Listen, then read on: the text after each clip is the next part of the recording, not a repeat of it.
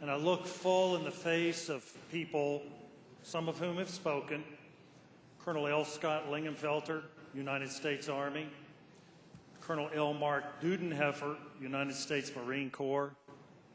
I don't believe he's in the chamber now, but Commander Chris Stolley. Commander Mark Cole. Oh, there you are. Sorry. I think Lieutenant Commander Rick Morris. Captain Jackson Miller. Sergeant Tim Hugo, and many others who have worn the cloth of our country. And I feel compelled to try to bring this discussion back to what I believe is the essence of the question before the body. And that question is the keeping of one's oath, one's solemn vow to one's nation, one's constitution, one's fellow citizenry, who count on America's military to provide for the common defense.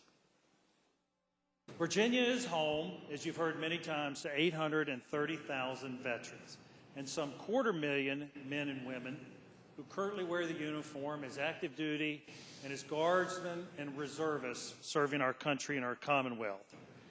They understand this concept of true faith and allegiance, this concept of obedience to the Constitution, this concept of fidelity to the solemn vow that they took to preserve, protect, and defend the Constitution of the United States. And while I'm talking about oaths, I would like to make one parenthetical statement that has been eating at me for this and the previous two terms or two sessions that I have been here, and that is this. What separates the men and women of our nation who wear the uniform and have taken an oath, and the men and women who serve in the legislatures and in all the states, and it's this.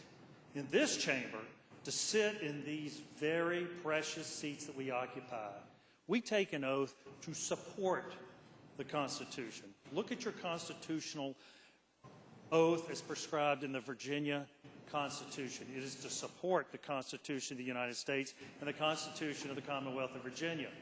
But men and women who choose to wear the uniform of our nation vow to preserve, protect, and defend. And that is a different oath. It is an oath where one vows to lay their life on the line for their fellow man.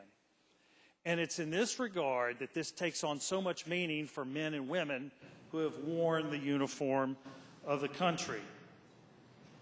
Our concern is that the nominee chose to violate that solemn, sacred oath of office that called a national service and sacrifice, the uniform that he wore, and therein lies the challenge. It is about an oath, a keeping of a solid and most sacred vow.